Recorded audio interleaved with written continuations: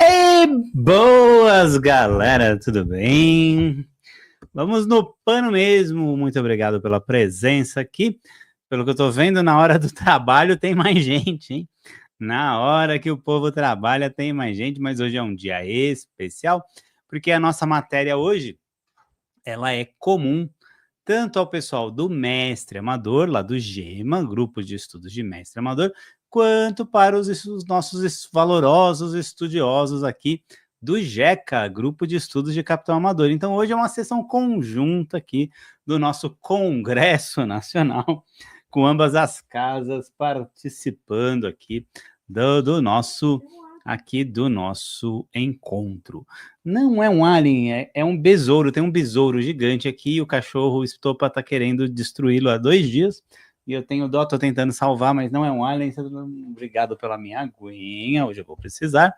Hoje falaremos de sede, hoje falaremos de fome, hoje falaremos de frio, hoje falaremos só de desgraça. Mas a gente, que fique claro desde já, boa noite para todo mundo que está chegando aí, todos nós que vamos ao mar, somos náufragos em potencial.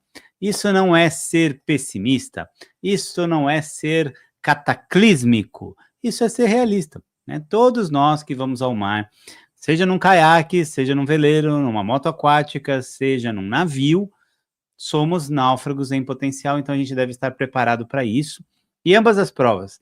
No Arraiz também já cai um pouquinho, mas bem menos, mas no Mestre Amador e no Capitão Amador cobram bastante isso, então por isso que estou fazendo essa aula aqui em conjunto, todo mundo. Hoje para o pessoal do GECA é aula mesmo, hoje a gente aborda o assunto com um pouquinho mais de profundidade, e cai na prova, né? A Vera Lúcia fez prova hoje, tinha uma questão lá, que eu acho, que por alguma razão eu acho, que tinha uma questão de sobrevivência, e a gente vai falar aqui então sobre isso, esse assunto que eu particularmente acho um assunto fascinante. A gente tem vários alunos médicos aqui, eu gosto de explicar desde o Arraiz uma coisa, lá no Primeiros Socorros. Isso aqui é o enlatado que a Marinha nos passa e que cobra no exame. Tenho certeza que deve haver posicionamentos mais modernos, a gente aqui tem, eu lembro do Roberto Nog é emergencista, o Ed é emergencista, eu tenho certeza que existem vários procedimentos mais modernos, mas aqui a gente está longe de ser moderno. Então, a gente estuda aqui o que a prova nos cabe em alguns procedimentos, mas em linhas gerais, o milico entende de sobrevivência em condições adversas. A gente tem que combinar, né? Então, aqui a gente vai por aí. Lá no Drive, tanto do GECA quanto do GEMA, nós temos um arquivo lá que é um Manual Oficial de Sobrevivência da Marinha do Brasil. Se alguém tiver interesse, se alguém tiver vontade de ver ali, ter mais contato com esse assunto, está por ali. De resto, o texto do Mingens nos ajuda bastante, e também o livro do Jaime, que é basicamente o mesmo texto do Mingens, também do Capitão Jaime, também serve bastante aqui. Tendo dúvidas, vocês perguntem. Eu tenho aqui uma sequência aqui que eu vou apresentando, vou dividir a tela aqui com vocês. Né? Então, o nosso grupo de estudos de Capitão Amador, pessoal do GEC, do GEMA, a gente está em conjunto hoje, quem está chegando agora não está entendendo nada, a gente está fazendo aula em conjunto aqui, Capitão Amador, Mestre Amador, porque a matéria é conjunta, aí eu calhou, aí eu falei, eu vou dar 2 vezes a mesma aula, não, eu vou juntar a galerinha toda, a gente fica aqui conversando e vai vendo aqui.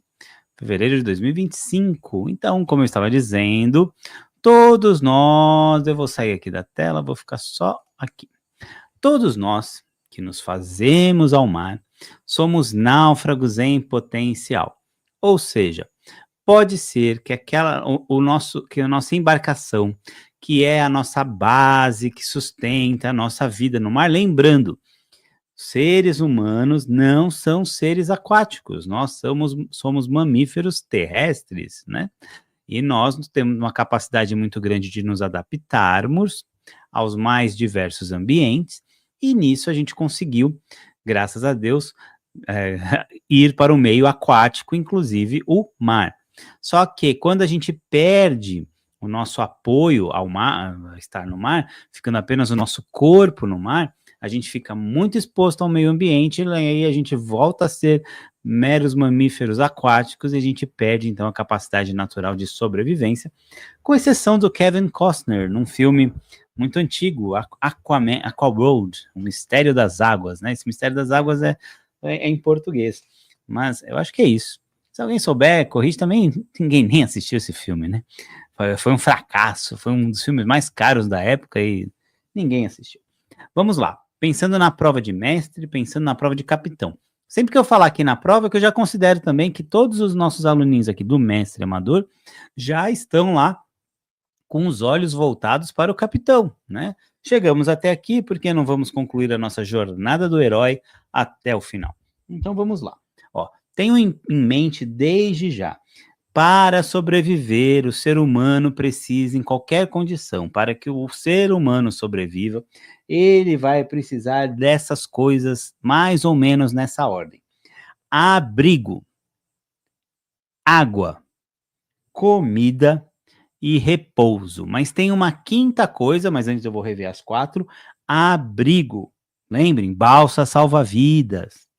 Água, comida, repouso e a principal, a quinta das coisas, que é essencial para que o ser humano sobreviva, é a vontade de viver. Em toda situação de navegação em condições adversas, em toda situação de naufrágio, o que vai manter o ser humano vivo é ele não desistir, é a vontade de sobreviver.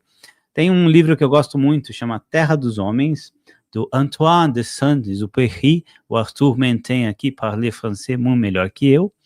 É o autor do Pequeno Príncipe. E ele escreve, esse livro Terra dos Homens, eu acho um dos livros fundamentais da literatura mundial. Vou até voltar a minha tela aqui. Esse livro é interessante, porque basicamente o Exupéry, ele foi militar, inclusive ele morreu na Segunda Guerra Mundial. O avião dele, um P-39, desapareceu em batalha, mas ele também trabalhou no Correio Aéreo, né? Ele veio ao Brasil, ele pousou aqui em Praia Grande, quem diria?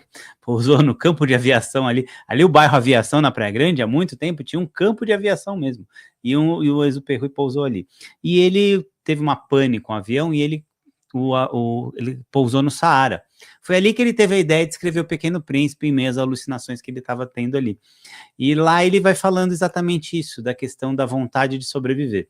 Diz ele, na experiência dele, que o que fez ele querer viver não era nem ele, eram aqueles que ele ia deixar em terra. Então ele se agarrou a esse amor, a essas relações que ele tinha com pessoas em terra, para falar, como é que eu posso morrer e fazer isso com eles? Ou seja, foi o jeito que ele encontrou. Mas é um livro bem bacana, tem sacadas muito, muito interessantes. Ele é escrito na década de 40, finalzinho da década de 30, né? E é bem interessante. E ele aborda bem isso, essa questão da vontade de sobreviver. Quem tiver a oportunidade, Terra dos Homens, Antoine de Saint-Exupéry. Muito bem, hoje eu estou poético, né? Vamos lá, então. A gente tem que saber que todas as embarcações que operam em mar aberto devem ter o quê? Dispositivos adequados de salvamento. A gente sempre tem que estar preparado para que dê ruim. Somos todos náufragos em potencial. Na eventualidade de um naufrágio, de posse desses dispositivos adequados para um salvamento, nós poderemos ter, então, como náufragos, a possibilidade de encontrar um abrigo. Lembrem sempre, abrigo, precisa de abrigo, precisa de água e precisa de comida. Você tendo você tendo abrigo, amigo também é importante, mas até porque nessa hora, depender da situação de sobrevivência, o amigo pode virar comida, por que não, né? Mas num sentido bastante literal, inclusive, e eu consigo ouvir a risada que eu conheço de alguns de vocês aqui comigo falando essa bobagem agora. Mas além do amigo, o abrigo permitirá o repouso, que por mais precário que seja, vai contribuir. Isso já tem estudos de sobrevivência. Você, quando tem abrigo, contribui decisivamente para aquela sua vontade de viver, que como a gente já viu, das 5 coisas que a gente precisa: abrigo, comida, água, repouso e vontade de viver. Quando você tem um abrigo, fica muito mais fácil, porque você consegue repousar. Tinha no Hoje eu tô nostálgico, tinha eu mandei os videozinhos para vocês daqueles vídeos, um é um horror, né, até no título tá o melhor filme de sobrevivência, mas ali é só besteira, só o que não fazer, né. Mas o do Callahan é muito bom e o Callahan, é o Callahan, ele virou especialista em sobrevivência, mas o Discovery Channel fez um reality desses de sobrevivência, que eles colocavam 2 estranhos numa balsa salva-vidas sem a capota, né, e sem a proteção do sol. E aí largavam eles para ver o que acontecia ali, né, então, eh, eh, precarizava a situação, claro que era para trazer, um perrengue para facilitar as coisas, né. Quando a gente vamos imaginar que a gente está igual esse pessoal do bote aí do Titanic, a gente está no bote. Qual é a principal preocupação que a gente tem que ter, a primeira, né, já no bote, não estou falando das providências de abandono, já no bote, para a gente planejar os passos que virão dali por diante. A primeira das perguntas que a gente tem que fazer é: alguém sabe que nós naufragamos? E a segunda é: se sabe que nós parece óbvio, mas não é. Se sabem que nós naufragamos, sabem qual é a nossa posição? Porque não adianta nada saber só que a gente afundou.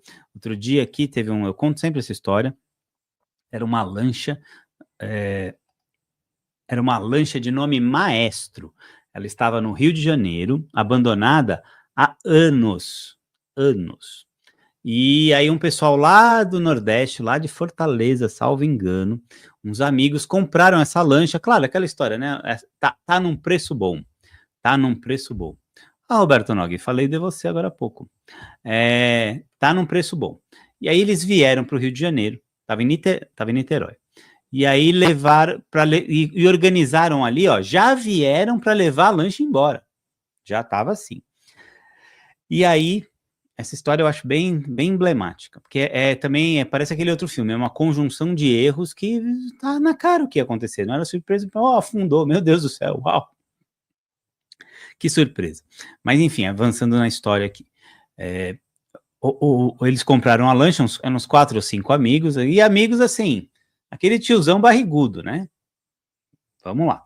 Aí saíram de Niterói, saindo de Niterói cheio de combustível até as tampas, já quebrou a lancha. Aí eles foram para o Rio de Janeiro. E todo mundo, tanto o pessoal da Marina, onde estava lá, salvo engano, estava no Charitas, no Clube Naval Charitas, pediu para eles não irem, que a lancha não tinha condições de fazer uma viagem dessas, que só trocar óleo, filtro e correia não era o suficiente. O motor parou, foram para o Rio de Janeiro, arrumaram um mecânico lá que deu um jeito, botou para funcionar de novo, saíram debaixo de uma ressaca, um tempo ruim, não ressaca deles, ressaca do mar, um tempo ruim, desgraçado, né, e foram embora com a lancha. E quando chegou ali na altura, até que navegaram bastante, passaram ali a região dos lagos, passaram, Macaé, passaram Búzios, chegou no Cabo de São Tomé, e aí que essa história vai parecer que eu estou contando histórias aleatórias, mas não é, tem a ver com sobrevivência, que é a nossa matéria de hoje. Chegou ali no Cabo de São Tomé, o mar do capeta, aquele nordeste, aquele vento nordeste que come solto ali 25, 30, 40 nós na rajada, o mar cresce e fica raso. Ali bem pertinho de São Tomé fica raso, incrivelmente raso, coisa de 2 metros, e assim, por várias milhas mar adentro. Tem um farol ali, começou a embarcar muita água, e à noite, então, o motor começou a falhar, e alguém fez uma chamada de Mayday, né? Mayday é aquela nossa chamada de risco iminente de morte, alguém vai morrer em instantes. Naufrágio, incêndio, alguma condição de saúde, um infarto, algo assim, precisamos de auxílio imediato. E aí o sujeito chegou lá no rádio, e foi incrível essa história, porque nesses grupos de WhatsApp circula muita informação, e um operador numa plataforma da Petrobras, que ali é Bacia de Campos, está perto, ele ouviu a chamada Mayday. E a chamada Mayday do cara era basicamente assim: ó, estamos afundando, está entrando água, e o cara perguntava: ok, comandante, entendi, qual é a sua posição? Aí a única posição que ele falou foi: estamos no través do Cabo de São Tomé. Gente, o través do Cabo de São Tomé, ele começa no São Tomé e ele vai até a África. O avião que vem de Angola, de Luanda, eu já peguei esse voo, ele vem de Luanda pela TAG, Transportes Aéreo, de Angola. Essa é outra experiência interessantíssima. Eu não recomendo a todos, mas é muito boa, mas eu não vou contar essa história. Mas quando ele vem, ele vai ali para Santa Helena e chega ali no Rio, no Brasil, pelos Cabos de São Tomé, ali, entendeu? Tá pertinho da África, é logo ali. Então, essa posição não servia para praticamente nada. Porque, ok, você viu o farol? Não sei, ele não falou, né? Eu estou vendo, consigo ver a luz do farol. Porque se ele consegue ver a luz do farol, obrigatoriamente ele está dentro do alcance luminoso do farol. Que não se enganem, em metros quadrados, em quilômetros quadrados, em milhas náuticas quadradas, dá uma área gigantesca, né? Depois eu até vou fazer essa conta. E claro que foram para o fundo, todo mundo morreu, ninguém foi encontrado, e dava dó da família, porque aí a família veio para São Paulo, para o Espírito Santo ali, para a região, Rio de Janeiro, procurar fazer buscas, gastaram um dinheirão, e assim, porque a esperança é que eles tivessem parado em alguma ilha. Eu lembro que isso me doía, porque, gente, que ilha tem ali, né? Tem Trindade ali, 1000 milhas para lá, tem ilha ali, é um litoral ermo, né? Agora sim, como o Aristeu colocou aqui, o que causa os acidentes, normalmente acidentes graves como esse é o excesso de confiança, né? Mas também uma outra coisa que é quando várias cacas pequenas se encontram, né? Quando vai degradando a situação, isso quebrou, isso também quebrou, e fulano se machucou, e quando você vê, no decorrer de poucas horas, muitos eventos estranhos, anormais vão acontecendo. Isso tende a acabar mal. Então, uma das primeiras coisas que a gente tem que fazer quando está nessa situação é quebrar essa cadeia de eventos, né? Quebrar a cadeia de eventos para que não chegue, no nosso caso, ao naufrágio, que depois do incêndio, o naufrágio é a pior situação, porque ambos destroem o nosso habitáculo, a nossa base da sobrevivência no meio marítimo. Mas voltando aqui para a nossa matéria, né? Mas, eu contei o caos, mas está dentro da matéria aqui, né? Então, basicamente, a gente tem que saber se alguém sabe ou se não sabe, porque se alguém sabe, o resgate tende a ser mais rápido. Sabe onde afundou?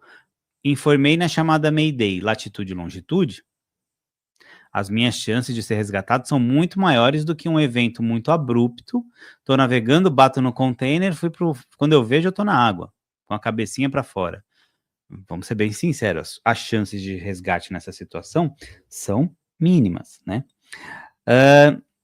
Se nós tivermos a bordo um EPIRB, que é obrigatório em navegação de mar aberto, na navegação do capitão amador, mas não é obrigatório na navegação costeira, a do mestre amador, nossas chances aumentam bastante. O EPIRB é uma baliza eletrônica que ela pode ser acionada manualmente ou só de entrar em contato com a água, ela já emite para as autoridades um sinal de que afundou. Quando o EPIRB é afundado, não é porque o motor quebrou, não. Não é porque o mastro caiu. É porque afundou. Fui para a balsa de emergência. E aí ela emite sinal por satélite com a sua posição. Os modernos agora têm latitude, longitude, e a bateria dura mais de cerca de 2 dias, né? Então o EPIRB ajuda muito. Mas se você não acionou ou não tem um EPIRB, aí sua situação só vai o quê? Complicando. Pelos manuais, se você tiver dúvida sobre o naufrágio e sua posição são conhecidas por alguém, aí você assume que ninguém sabe. Não tenho certeza, eu vou tomar todas as minhas providências considerando que ninguém sabe. O que isso quer dizer? prepare-se para a possibilidade de um longo período em sua embarcação de salvamento, dependendo da região, isso significa 5 dias ou mais, e por embarcação de salvamento a gente vai ter a nossa querida, amada e idolatrada, deixa eu ver se eu acho ela aqui, balsa salva-vidas. Esse daqui é o jeitão da balsa, no branco ou no azul é quando a gente guarda ela, estiva ela na nossa embarcação, e uma vez acionada, essa daí é uma balsinha para 4 pessoas, hoje está custando R$25 mil, uma dessa, e é dificinho de achar. Você acha de 6 pessoas, que é um pouquinho mais barato, incrivelmente, é 20 e pouco, né? Mas tá aí o jeitão da balsa. Essa é o nosso dispositivo de sobrevivência. A gente, se ninguém sabe, ou se a gente não tem certeza, se alguém sabe a nossa posição, a gente pressupõe que ficará por aí muito mais tempo. Existe uma discussão que se você viu terra à vista, se você vai ou não vai, se você tenta nadar ou não tenta nadar, né? Uma parte da doutrina diz que, de salvamento, diz que você deve ir, né? O capitão Jaime é um deles, ele diz assim, ó: se o naufrágio se deu com terra à vista, é lógico que deveremos procurar alcançá-la, pois, uma vez em terra, as condições de sobrevivência são menos inóspitas do que no mar. É verdade, é verdade. Só que depende do que a gente consegue ter terra à vista a 20 milhas, né? E você vai nadar 20 milhas náuticas. Então, a doutrina mais conservadora, né, é que você, em havendo naufrágio, você deve evitar se afastar do local onde ele ocorreu, você deve tentar ficar nas imediações, porque destroços são mais fáceis de encontrar do que uma pessoinha aí nessa situação, boiando, né? Você deve evitar aqui, se afastar, né? E também você só deve ir para a costa nadando se você realmente tiver condições de fazê-lo, ou seja, está bem perto. A costa também não adianta eu nadar para um costão rochoso, porque aí eu sobrevivi ao naufrágio, mas eu vou virar uma panqueca quando a onda bater no mar, né? Não vai adiantar nada. Então, essa é uma questão questionável. Para a prova, o que a gente faz? Tem que lembrar para a prova, seja de mestre, seja de capitão. Em naufragando, evitar deixar a área de destroços, claro, se destroços houver, né? Se às vezes não acontecer nada. Eu estava voltando de Angra dos Reis em abril de 2023. Eu, Gustavo, Leite, Windy, a gente passou uma semana lá na Ilha Grande, e na volta entre Ilhabela e hoje só os causos, né? Entre Ilhabela e o Guarujá, o vento, a previsão era vento de leste, mas o vento virou para sul, e nessa região o vento sul, ele dá direto para a praia, muito forte, e o mar cresceu bastante, deu 4 metros de onda. O Leite contando essa história é mais legal do que eu, porque eu não boto a emoção que ele bota, porque ele achou que ia morrer, essas coisas. Mas o mar cresceu, e aí veleiro vai devagar, né? E toda hora mastro na água, foi meio desconfortável mesmo. Só que passando por Bertioga, a gente ouviu uma chamada Mayday, e não foi legal. Em que essas embarcações de pesca, que o pessoal vai pescar eu brinco que o cara vai fugir da mulher, né? Porque para que o cara sai de casa para pegar um barquinho daquele com um monte de homem fedido e ficar fingindo que pesca, bebendo, enchendo a cara, né? E aí um tempo ruim, desgraçado, chuva, mar, vento, e nisso a gente ouviu no rádio ele chamando, e aí tempos depois a Marinha já começou a fazer chamada geral, porque o barco ele implodiu. Mau estado de conservação, madeira, as cavernas tudo podres, naquele mar, o barco implodiu, e todo mundo perdeu muito abruptamente o barco, né, o habitáculo ali, o sustentáculo, a vida, e todo mundo morreu. Depois a gente soube, né, saiu na imprensa aqui, local que todo mundo morreu, mas foi esquisito porque a gente ouviu a chamada, e tinha uns de nós que também achava que a gente ia morrer, mas era exagero. Mas assim, não é legal ouvir isso, sabe? Não é bacana. E ó, pertinho da costa, hein? Pertinho da costa.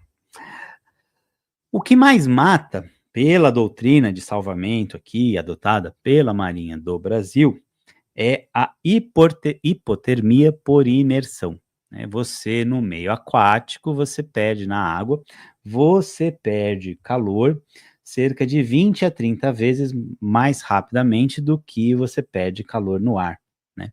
Então, a depender da temperatura da água, você pode ter uma sobrevida praticamente indefinida, água lá em Paraty a 32 graus, ou bem limitada, lá nos 3, 2 graus do Drake, né?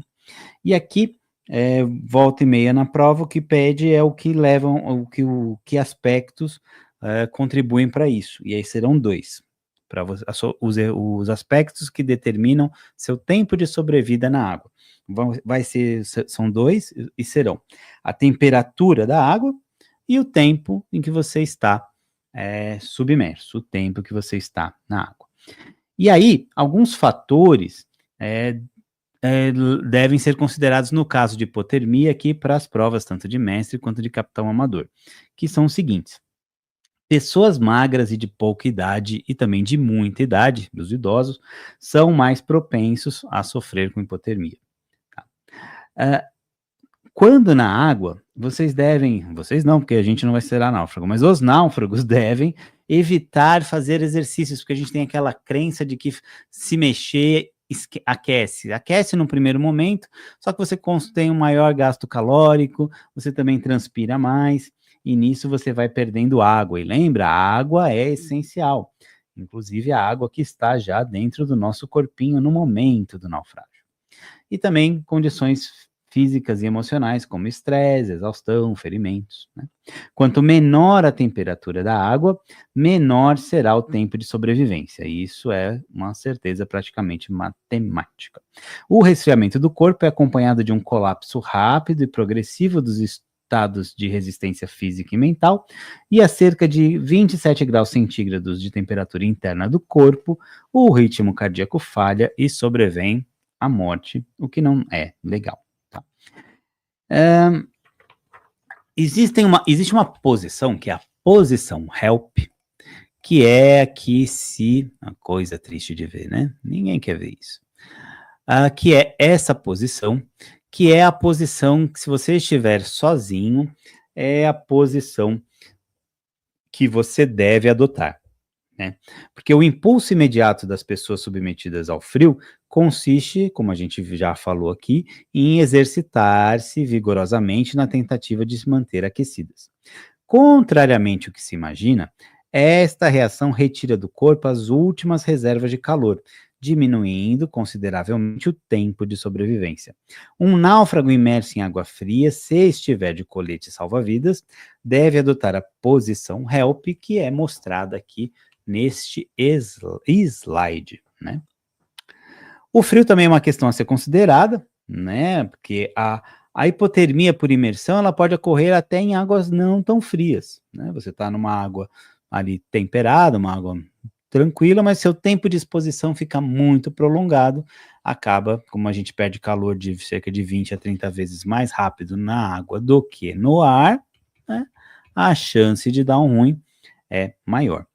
Então, embora até aqui a gente tenha abordado a hipotermia causada pela imersão, ela também é possível de ocorrer, a hipotermia, no clima frio no interior de uma balsa salva-vidas. O corpo humano gera calor, e se estiver convenientemente vestido, esse calor vai ser mantido. Porém, se o nosso corpo for exposto ao frio, ele vai perder calor. Portanto, se uma pessoa estiver com roupas molhadas ou sem roupas e exposta ao vento, a perda de calor do seu corpo é muito mais rápida do que se estiver com roupas secas e protegidos do vento. Então, a gente não tem que ficar sem camisa lá, todo exposto. A gente tem que proteger ao máximo o nosso corpo, cobri-lo ao máximo e, de preferência, com roupas, manter essas roupas, se o clima não estiver exageradamente frio, úmidas, né? Pelo menos isso é o que eles nos ensinam aqui para as nossas provas de mestre e de capitão. Tá? Durante o período de sobrevivência, uma das preocupações constantes do náufrago deverá ser manter as roupas e a embarcação de salvamento ou mais secas em condições frias. E se tiver muito calor, aí você molha a roupa, tá ali no Equador, nos doldrums, né? Você molha ali e pode até ser com água, quer dizer, tem que ser com água do mar, né? Que você não vai usar água doce para isso, porque isso reduz a sua transpiração e a sua perda de água. O mais crítico é água do que comida, né? E você evitar perder a água aqui. Sobre fome, na prova de capitão, deixa eu mudar o slide aqui. Sobre fome, a gente tem algumas observações. Essa é triste demais, meu Deus. Vamos lá. Falar sobre fome. Ó, um homem e uma mulher também, pode sobreviver sem comida por longos períodos, desde que tenha água para beber. Evitando realizar esforços físicos, um náufrago ou uma náufraga pode ter uma sobrevivência de 20 a 30 dias, dependendo de suas compleições, a gente sabe que pode durar, às vezes, até um bocadinho mais. Sem água, 2, 3 dias, a vaca vai para o brejo, né?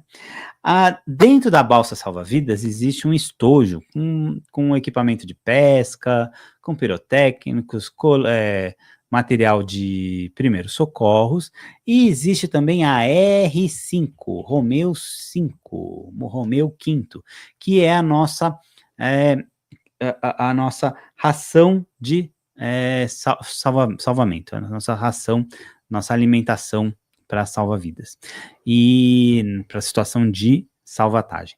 Nesse conjunto de ração, a gente tem a gente tem alimento para 6 dias. Até bem pouco tempo, eram umas jujubas. Você comia jujuba, e apesar de ser doce, dar sede, na verdade, diziam que tinha um efeito oposto. Hoje, até outro dia eu experimentei, vem um negócio parecido com uma paçoca, parece talvez serragem comprimida, não é tão doce quanto era a jujuba, porque antes era jujuba mesmo. E não é tão doce quanto a jujuba, mas também não é salgado.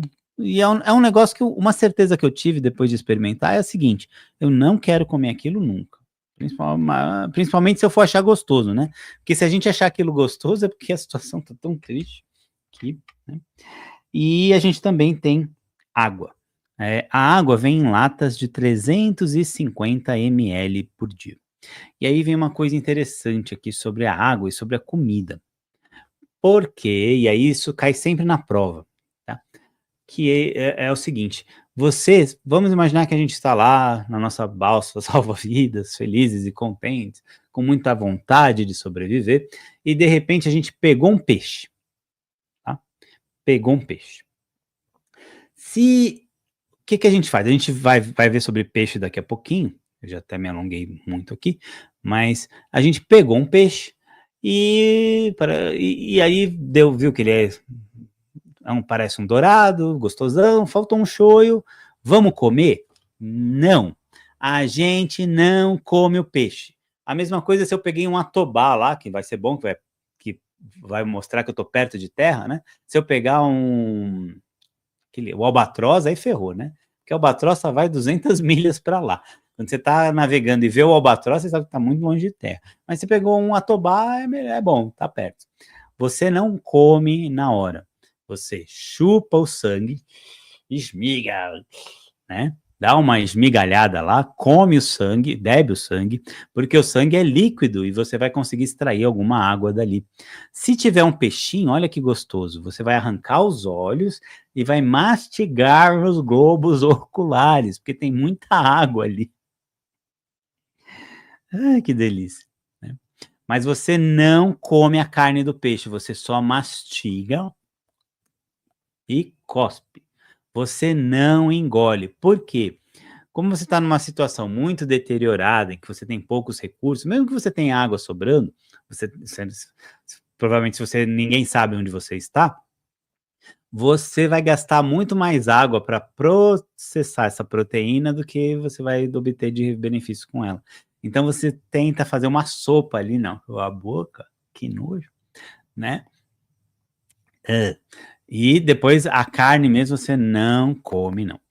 Dizem aqui no nosso material, que é o que a gente usa aqui para as provas de mestre e capitão, que você só poderá comer livremente aquele churrasco do Grupo Sérgio, eu revelando a idade aqui, Você só vai naquele churrascão se alguém souber o que é Grupo Sérgio aí, coloca aqui, que essa até eu fiquei curioso se alguém lembra do Grupo Sérgio, pessoal de São Paulo. Mas você só vai no churrascão se você tiver 2,5 litros por dia por pessoa para beber, o que é um escândalo, né? É um escândalo. Se não tiver isso, você tem que só cuspir, seja ave, seja peixinho, né? Aí tem o Arthur viu no YouTube, sei sim. Você não bebe. Para os milicos, você precisa ter pelo menos 750 ml para você ter uma sobrevida mais ou menos ali, mas mesmo assim, dizem que eles podem comer. Mas para a gente aqui, são 2,5 litros, e você não vai poder engolir absolutamente nada. Você não pode engolir absolutamente nada. Ah, Kelly lembra. Aê, ganhou um ponto positivo, uma estrelinha. O Arthur não, que o Arthur não lembra. Se você tiver a menos de 500 ml de água por dia, você não pode comer absolutamente nada, ok? Pescou, só tem meio litro ali no seu racionamento por dia, não pode beber absolutamente nada. Esses números são cobrados na prova, tem no nosso material, tem nos exercícios também, tá bom? Uma outra pergunta que cai bastante é se... essa eu até vou voltar aqui. Essa cai muito. Naufraguei. Tô lá na balsa salva-vidas, me instalo, tá tudo certo, vou começar a pescar, né? Eu não tô mostrando a balsa agora, não. Vocês estão vendo alguma coisa? É pra estar eu aqui na frente. Então comecei a pescar, estou lá naquela, né? E de repente, deu sede. Pego a minha latinha de 350 ml de água aí, ó. Mando ver à vontade. Não. Na prova de mestre, na prova de capitão, vocês vão lembrar, porque na vida real, ninguém de nós passará por isso, nenhum de nós. Nas primeiras 24 horas, ninguém bebe nada. Por quê? Porque você está hidratado. Então, você não precisa beber, porque você vai ter água para perder. Aí, no dia seguinte, passadas 24 horas, você começa a fazer o seu racionamento de acordo com o que você planejou. Por exemplo, eu posso ter estipulado que, pelo que a gente tem, vai ser só a tampinha. Meu Deus do céu. Deve ser desesperador beber só uma tampinha. Na ração R5 vem também chicletes, que é para estimular a salivação e aí diminuir a tal da sensação de sede, mas eu tenho certeza que chega um momento que a sua língua vira um negócio esquisito, né? Então, mas essa questão sempre cai na prova, principalmente de capitão. 24 horas, nas primeiras 24 horas você não bebe. E se chover, o que você tem que fazer? Essa também é clássica. Se chover, o que tem que fazer? Você tem que encher primeiro o maior reservatório útil que você tem, que é o quê? Você mesmo. Primeiro bebe água adoidado para você se enche de água e depois você vai enchendo de novo as latinhas, vai colhendo água com o que você tiver ali. Aí, infelizmente, cada situação é que vai ditar o que você deve fazer. Mas essa também é uma outra questão que cai bastante nessa prova. Choveu, a primeira providência é você beber água, você enche você de água e depois você vai encher as outras coisas. Okay? Essa da chuva é interessante. Eu atravessei o Atlântico velejando em 38 dias, não choveu um único dia. Não teve um pingo de água. Ubatuba, Guarujá, Cidade do Cabo. Uma gota de água não choveu. Tem muita tempestade, uma tempestade seca, vento dos infernos e mar grande para dedéu. Mas chuva. A gente até viu chegando ali umas 200 milhas, tinha umas nuvens bem bonitas, assim, uns cúmulos nimbos, uns arco-íris bem bonitos, mas chuva, sem chuva. Então, assim, isso daí é um outro fator complicado. Porque se você não precisar que chove, chove para dedéu, né? Porque o mar é o mar. Agora, se você quiser que chove, que chova, se você quiser que chove, que feio. Se você quiser que chova, não vai chover, com certeza. Eu voltei a mostrar a balsa aqui, Rodolfo, não sei se é isso.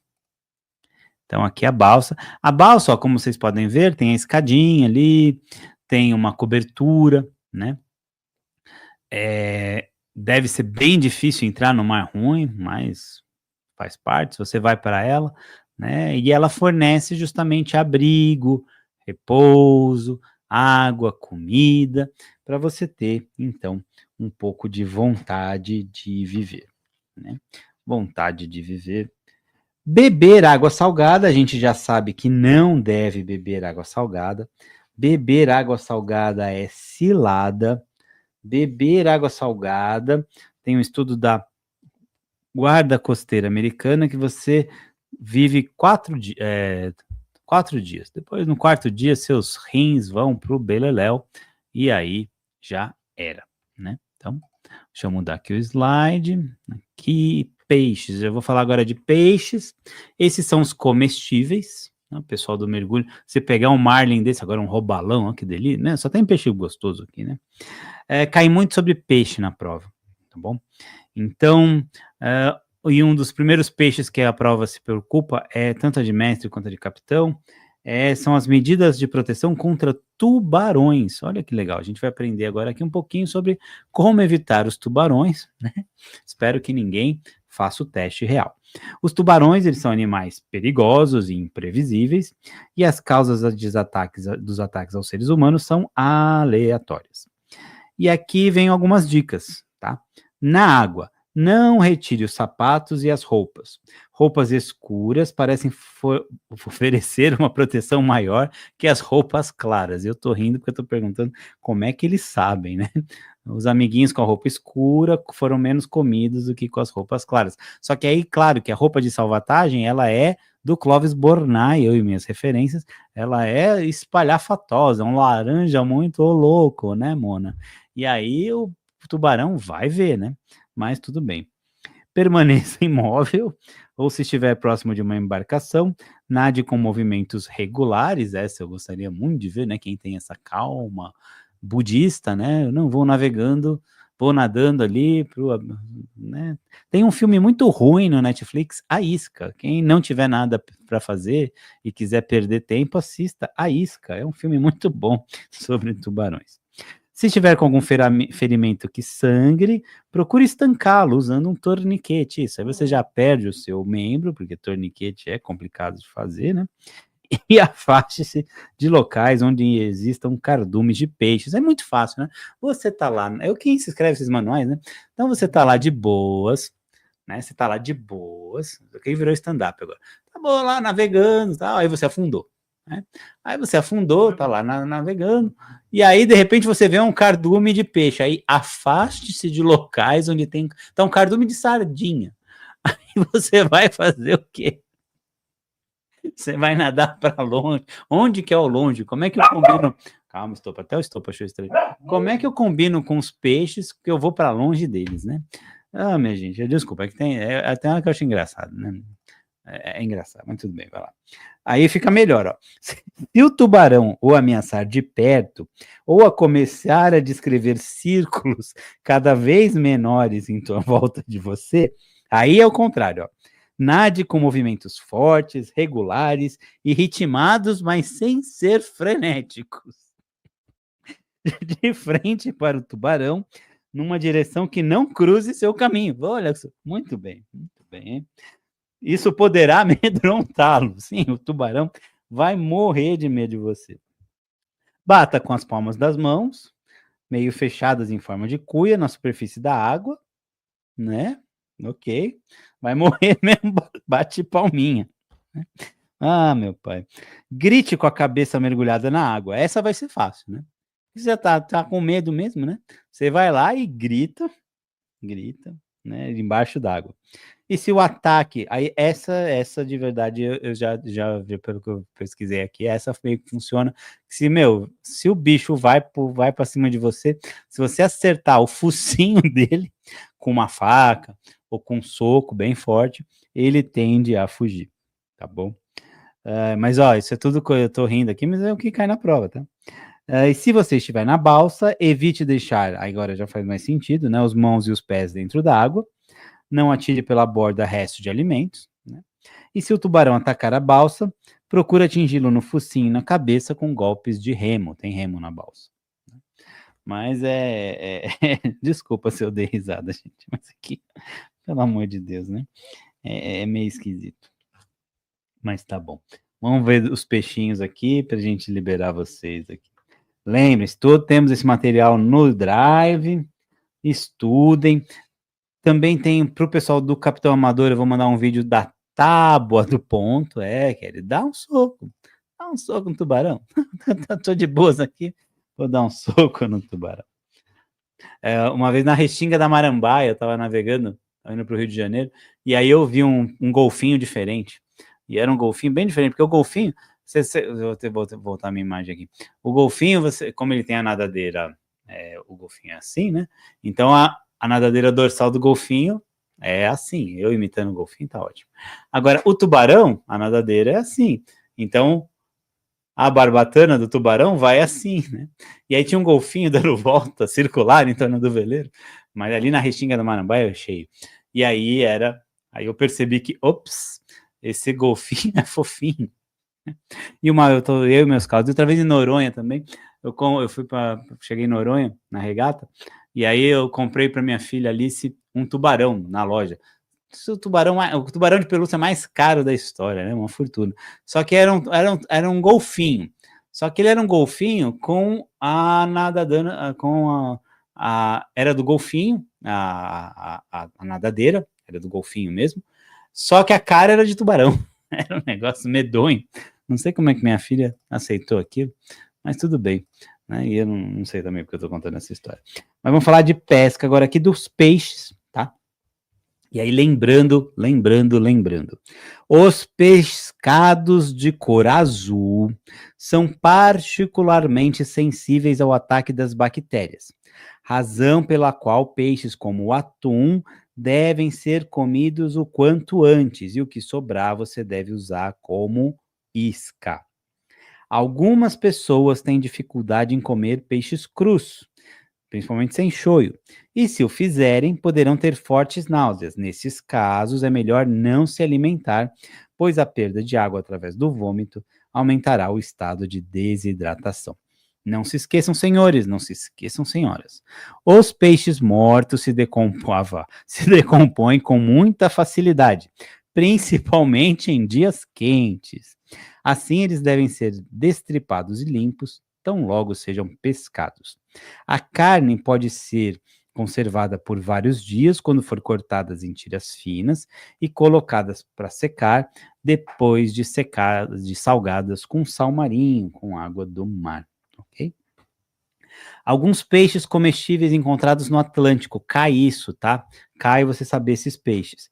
Sardinha, agulha, peixe voador, xarel, enxova, dourado, bonito, albacora, cavala e atum.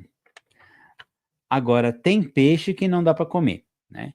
E aí, como são esses peixes? Aí é que eu já vou encerrar aqui, mas a gente vai falar disso daqui. Os peixes que não são para... Eu estou seguindo aqui o Capitão Amador, o livro azul, tá bom? Eu faço o resumo por ele aqui. Mas é que tem hora que é engraçado, desculpa se eu dei muita risada. Mas... peixe que não deve comer são aqueles peixe feio. Se é bonito, você pode comer, mas se bem que o peixe-leão é bonito, né? Então não serve muito. Mas peixe com espinho, eu também acho isso esquisito, porque o peixe porquinho, aquele que vende lá nos quiosques da Praia Grande, que você passa lá, sente aquele... Hoje eu tô com a Praia Grande na cabeça. Você passa, faz aquele filé de porquinho, frito, porção de porquinho. O peixe custa na peixaria R$5, ele te vende a 75 só porque fritou. aquele peixe ele é horrível e é gostosinho, né? Dá para comer. Mas aqui para a prova a gente foca no que a gente prefere os peixes mais de tonalidade azul, dourado, o robalo, né? E por ali. Peixe com espinho, a gente tende a evitar, né? Vai pegar um baiacu, peixe que incha também, se não souber limpar, dá ruim, né? Se bem que lá no Japão é chique, né? Um veneninho do baiacu ali. Mas você já está na balsa salva-vidas, tendo que dar soco em tubarão. Você vai experimentar o veneninho do baiacu? Melhor não. Tem que saber limpar a baiacu bandeira. Ele tem uma glândula ali que é venenosa, né? Bem ruim. Sobre peixes, teve uma questão, eu vou mandar para vocês, teve uma questão bem polêmica, 2 provas de capitão atrás, né? Qual peixe que, da lista, todos os peixes eram comestíveis, eu conheci gente que já tinha comido de todos, mas a Marinha jurava por Deus que um deles lá era venenoso, e que você devia evitar. Os peixes de corais são bonitinhos, mas o gosto tende a ser ruim, né? E uma coisa para finalizar sobre peixes que a gente não imagina, isso eu constatei, a vida, ela se concentra perto da costa. O oceano, ele é um grande deserto. Nós temos cardumes de peixes migratórios, cardumes grandes, ok? Mas, no geral, aquela água azul ali, ela é muito pobre em nutrientes. E ali, você não é muito fácil pescar no mar. Aqui eu estou falando navegação de capitão amador. No mar verdadeiramente aberto é muito difícil. A vida está na costa. Isso, Ari, foi a barracuda. A questão da barracuda. Tem até um vídeo eu vou colocar lá no grupo sobre a barracuda. Isso deu uma polêmica danada. Então, a vida é um grande deserto. O mar, no oceano aberto, a vida é rara e ele é o oceano mesmo aberto, o mar aberto, longe da costa, ele é um grande deserto. E aí acontece uma coisa, na balsa salva-vidas começam a formar ali um microambiente, um microclima, por assim dizer, um microbioma, é isso que é a palavra que eu queria usar. Então ali vai juntando limo, do limo vem ali uma craquinha ou outra, e aí daqui a pouco vem um peixinho pequeno, e de repente a sua balsa começa a ser visitada por toda a cadeia, porque vai ter o predador primário, secundário, terciário, vai estar um comendo o outro ali, e tem chance, apesar da gente ter dado risada aqui com as histórias do tubarão, mas vai ter chance de você ser visitado por um tutu, porque como é um grande deserto, ali naquele pequeno oásis que vai virar a sua balsa salva-vidas, você tem chance de encontrar predadores grandes.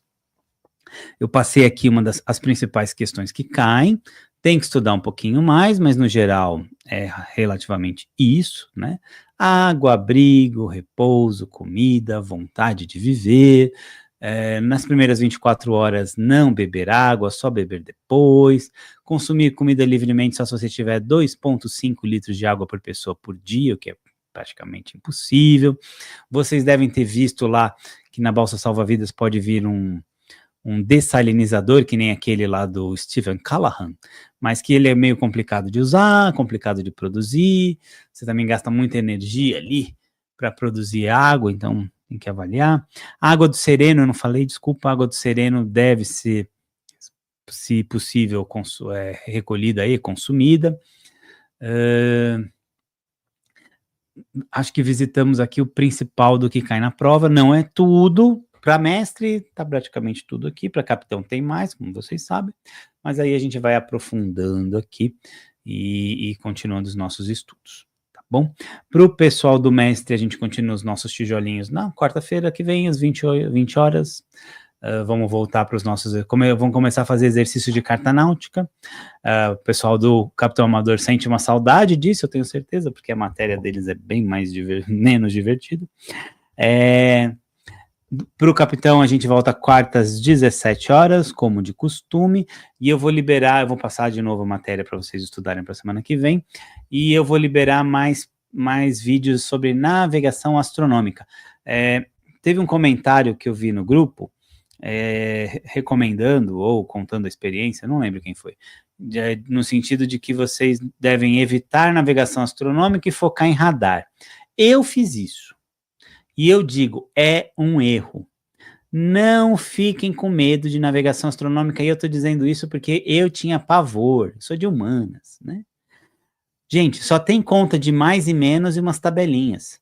É fácil, eu prometo para vocês, é fácil. E outra coisa, além da matéria não ser difícil, as questões de navegação astronômica que caem são fáceis. Já no radar, além da matéria ser mais complicada, por tudo aquilo que a gente já viu, se bem que agora vocês já estão craques em radar, mas já estão fazendo a roda de manobra assim, o triângulo do vento, resolvem já sem nem fazer conta, eu sei. Mas as questões que caem de radar são mais difíceis. Tem que estudar radar bastante, né? Mas não desperdicem navegação astronômica, porque navegação astronômica é divertido, é legal. Eu brinco que é gastronomia, mas gastronomia confeitaria. Você não pode fazer a receita de olho, você tem que seguir a receita na precisão das gramas de cada ingrediente. Tá bom, galera?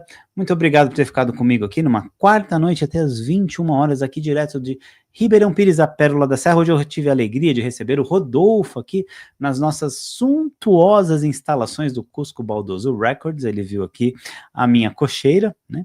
Ainda disse que é muito adequado eu dar aula numa cocheira. Eu ainda não entendi essa pergunta. Oh! Né? Mas obrigado pela visita, e quem quiser vir visitar a gente aqui, fica sempre à vontade, e nos vemos então semana que vem, continuamos pelos grupos. Pessoal de mestre amador, o curso não são essas aulas aqui, o curso tá todo lá no Hotmart, vocês podem fazer ele, né? Aqui é só para a gente continuar mantendo viva a chama do conhecimento, aí o Rodolfo rindo aí, a chama do conhecimento, mantendo os nossos estudos aqui, e eu sou muito grato a cada um de vocês. Obrigado, obrigado, obrigado, boa noite, e vamos sempre no pano mesmo. Kelly, vai fazer um carinho no Pi, que ele quer um carinho, faz um carinho, leva um vinhozinho para ele, faz um carinho no Pi. Valeu, beijo, e no pano mesmo.